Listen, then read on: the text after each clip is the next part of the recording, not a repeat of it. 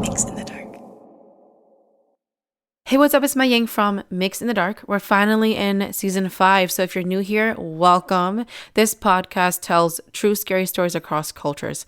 I tend to focus on Hmong scary stories because that's just my background and audience. I also happen to have younger listeners who listen to learn, so I use this podcast to inform Hmong cultural practices and traditions.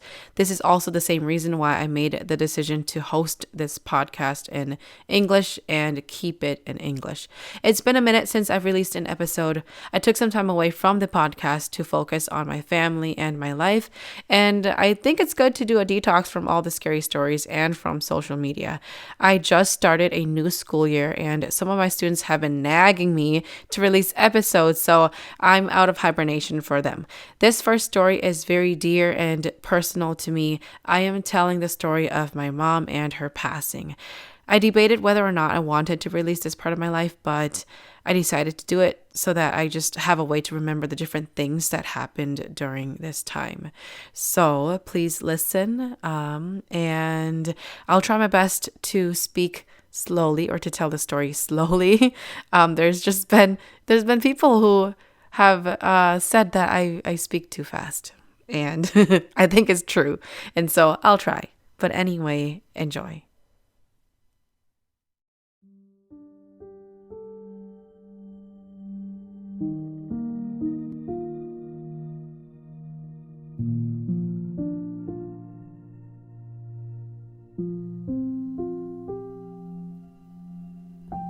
My mom had been sick for a while.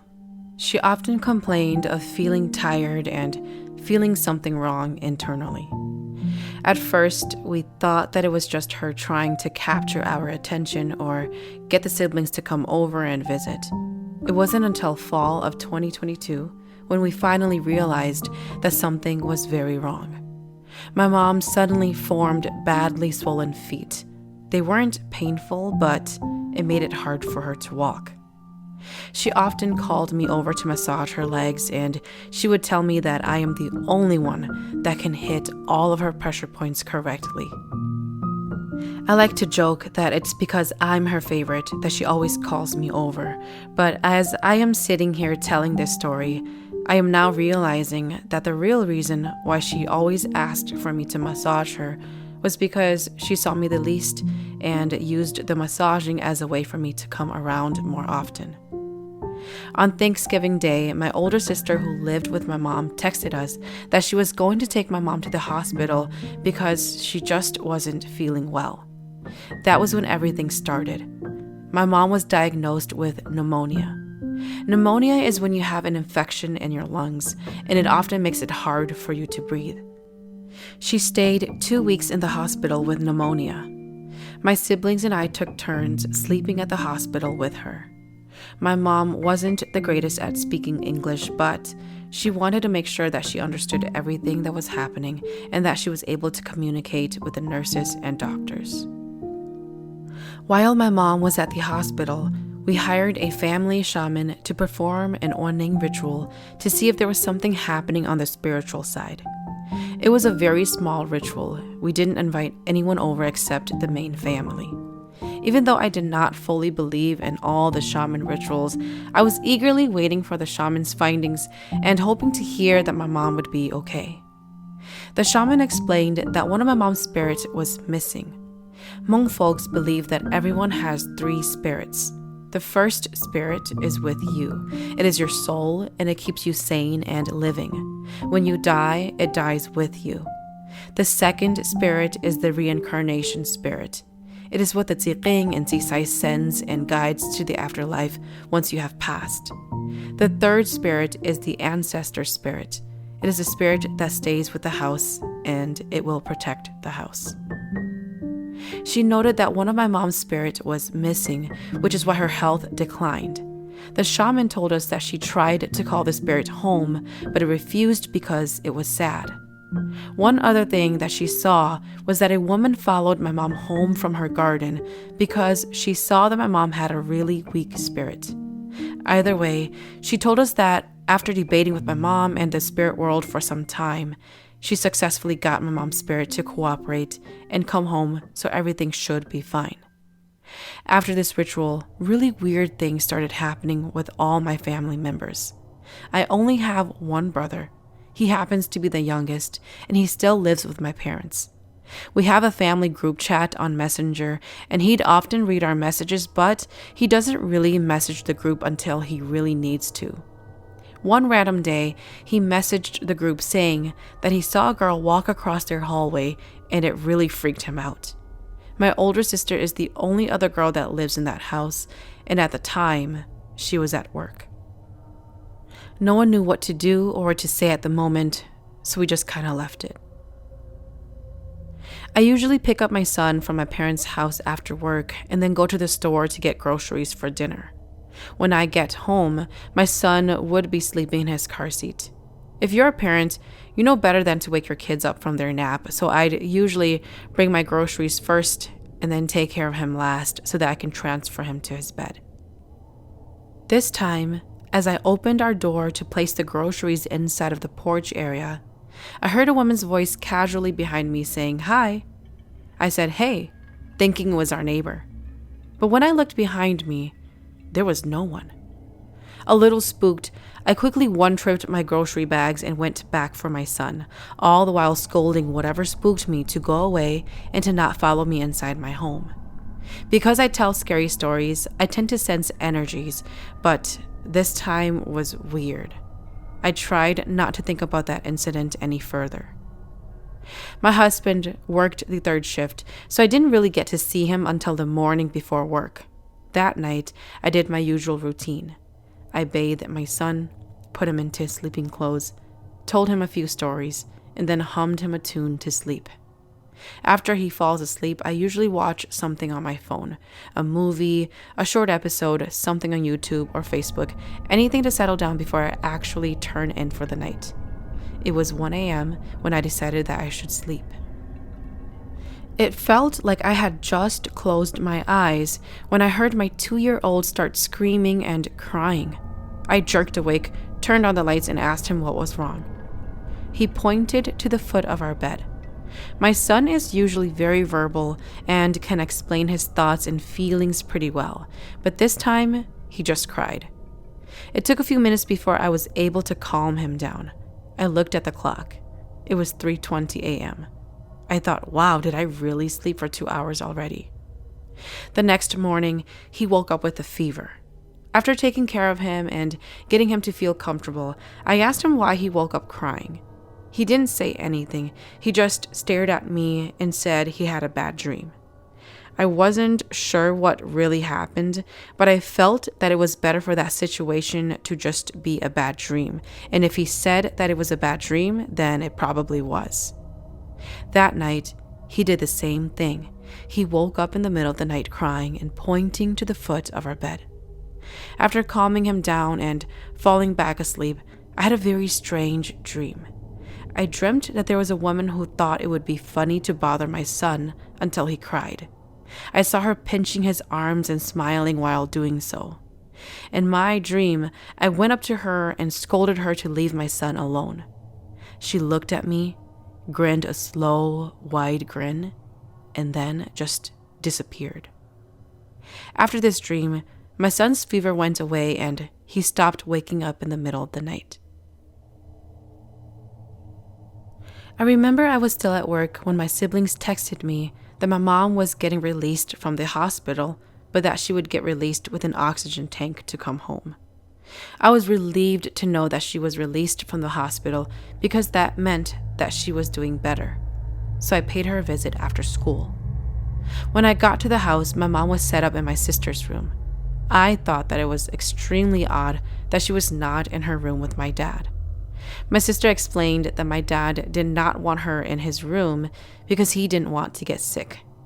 I mean, my parents were pretty old, so I didn't want to argue with my dad, but I could see the hurt in my mom's face when I asked why she wasn't in her room. A few days have passed. My mom told my sister that she was not doing any better. My older sister from Colorado was visiting, and eventually she called an ambulance to load her into the car to go to the hospital. This time, a different one for a second opinion. Not even an hour had passed, and we were already told by the doctors at that hospital that my mom should have never been released by the first hospital because her vitals did not look good. My mom would stay in that hospital for weeks. The doctors could not figure out what was wrong, but they wanted her to stay for close monitoring. Again, the siblings and I took turns visiting and staying overnight at the hospital with her. On my day, I decided to take my iPad with me. I knew my mom loved watching Hmong movies on YouTube, so I thought that I would watch with her. She watched my iPad the entire night. The next morning, I told her that I was going to change my passcode to something easy to remember and that I was going to leave the iPad for her to watch. I taught her how to open the iPad, put in the code, and press the YouTube app. It wasn't long until the doctors informed us that my mom had caught the COVID-19 virus. We were forced to stop visiting her, and she was placed in quarantine. We had no way of having conversations with her. My mom was a social butterfly, and to know that she was placed in quarantine where she had no way of talking to us was extremely difficult because I knew that she was lonely. A total of 10 days had passed before they finally let us in with masks. Once again, the siblings and I scheduled our stays at the hospital with my mom. On my day, I noticed something was different about my mom. She was no longer interested in watching her movies on my iPad. Instead, she looked lost and broken. I questioned her about her time in quarantine and if she was lonely. She answered that she wasn't lonely at all because every time she slept, she would dream of all of us together, and that kept her happy. Knowing my mom, she did not want me to feel sad for her. All her life, she had never shown one bit of sadness in front of us. We talked for a while before my brother called me saying that he was going to switch out with me. I had work the next day, so I decided that I should sleep at home. When my mom heard this, she asked me about my life and how I was doing. We chatted about this. She gave me many life lessons and advice of what to do if I ever get in trouble with my in-laws. And then she started teaching me through words how to make her blue crab soup that I've been asking her to help me make before she got sick. I didn't know it then, but the hard truth was that she was preparing to die. It was 3 a.m. My brother called our group on Messenger, panicked. He explained that my mom kept screaming and that she was calling for my older sister. She kept screaming that the nurses were wheeling her to the basement and that it was dark and cold there and that she couldn't see.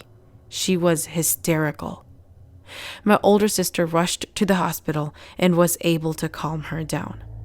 The next morning, my sister asked my mom if she was okay and why she was screaming in the middle of the night. My mom explained that the nurses wheeled her to the basement.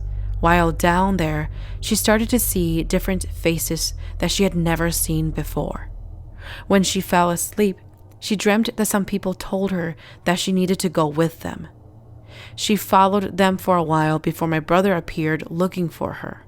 That was when she realized that she did not want to go yet, so she followed my brother home, and then she woke back up in her hospital room. The doctors told us that she had delirium. It's a medical term that describes a person's state of mind.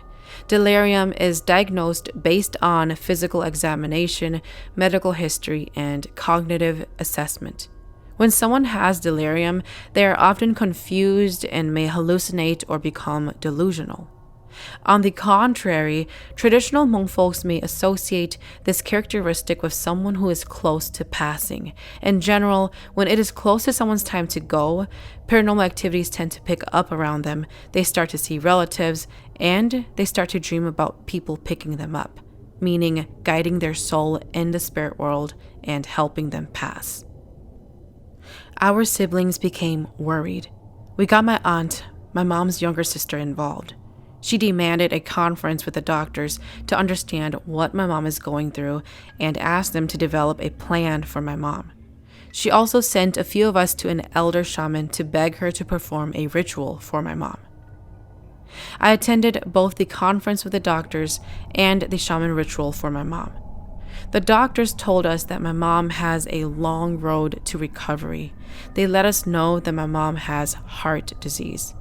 Because the medication seems to be helping, they wanted to continue that and monitor before thinking about surgery. They estimated that it would be months before my mom would become better, and even then, they are unsure. A small group of us visited the elder shaman. It was only my oldest brother-in-law, my brother, my husband, and myself. We actually didn't know what to expect because it wasn't like we made an appointment with her. We just got her number from my aunt and we just kind of barged in. She lived in a tiny apartment by herself, and when we asked her for help, she was reluctant and actually didn't want to. But because all of us seemed desperate, she called her relative to help her shining. This was the person who would help interpret the shaman's movements and explain what the shaman may need so that we can prepare for it. I've never actually watched and listened to a ritual from start to finish until this one. It was such a strange experience, especially when you knew that someone's life was on the line. We helped her set up her altar. We cut some joss paper into what she called myxinthedark, which are basically like her soldiers. We prepared ghost money that was ready to be sent or burned on demand. For some reason, this oneng ritual is burned into my mind. I can remember everything like it had just happened. When the shaman went into trance, she searched for my mom. Eventually, she found my mom and asked her to return.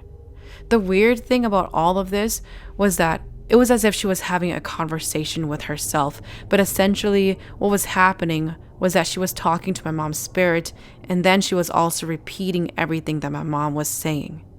My mom said that she is sad and upset at my dad because my dad keeps accusing her of things that she had never done, and this has been an everyday thing for years.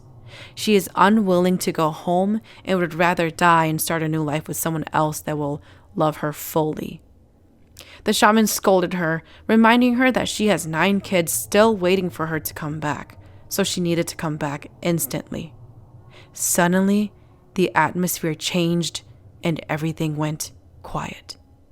She started yelling, "Choto dapota," meaning you damn dead skeleton demon. These demons have never had a human form. From what it sounded like, this one blocked my mom from coming back to us. It came from the little plot of land that my mom bought to do some gardening. The shaman was able to name the street and described that it was next to a cemetery. If you know the cemetery on Jackson Street in St. Paul, then you might know where this location is. Anyway, that demon felt like my mom took its area, and so it put a curse on my mom that all her riches would get taken away from her. The shaman negotiated with the demon. She cued us to start burning ghost money to send to that demon. After she took the demon away, she started talking to my mom again. She told my mom that she has to come home. She repeated what my mom said. She kept saying, "Yes, I can, but maybe I want to start a new life." This went on for about 2 hours. Finally, the shaman came out of her trance. She was sweaty and out of breath. Her relative handed her a cup of water. I watched her gulp it down. Then she looked at us and said, "Make sure you guys write this down." She explained that my mom's spirit will come back, but we must protect it. We need to go and pick out 9 gemstones and place them around her house to protect the house. We also needed to burn some paper to the ancestors of the house. I found that number to be odd because there were 9 of us siblings, and my mom had always referred to us as Kukyolupaho, or my 9 gems. A part of me really wanted to believe that her spirit was going to come back, but something in me also told me that her spirit was already gone. That night, I had a dream.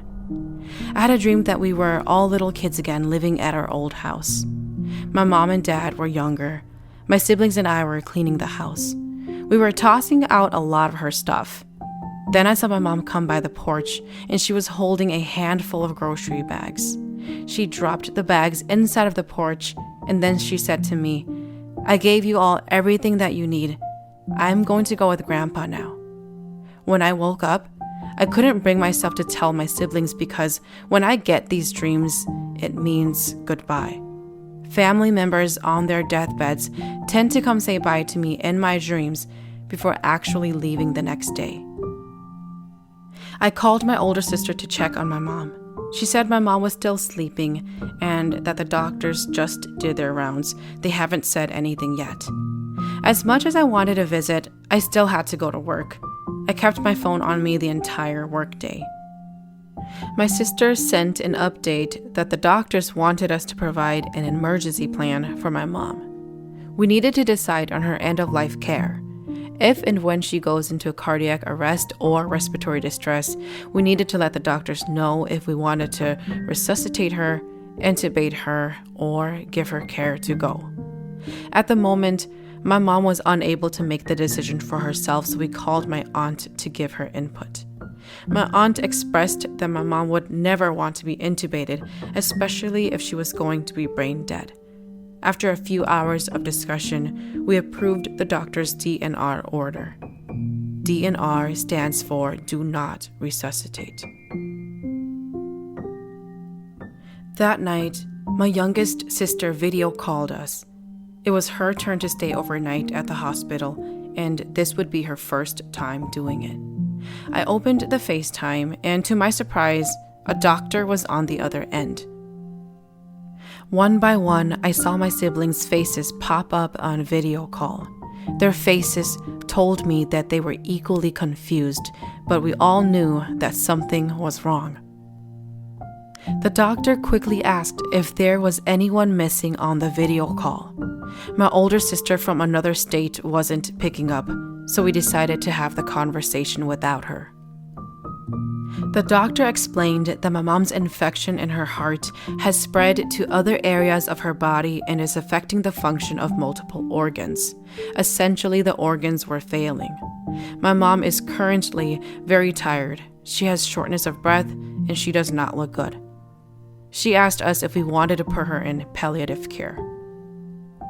Palliative care just means that you are preparing for someone to go, so the nurses and doctors are going to make them comfortable.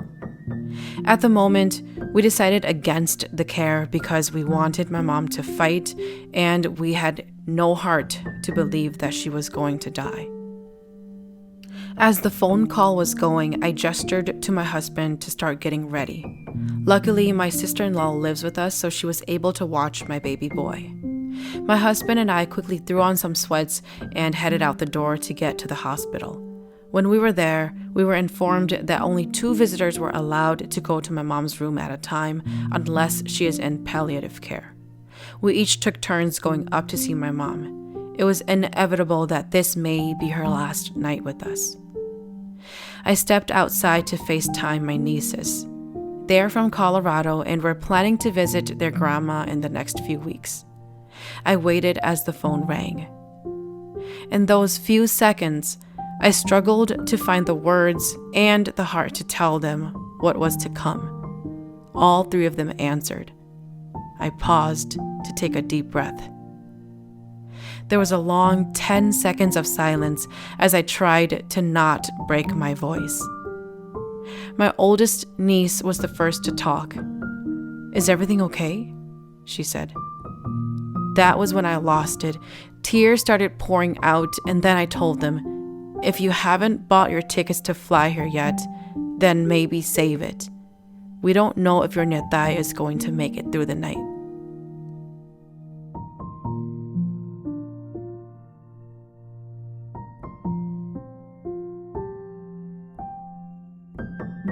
Mô của tụi mày tú tròn gì luôn rồi là thế chỉ nên mô bùa còn sao rất sâu mà mô được bùa là đi xuống tia.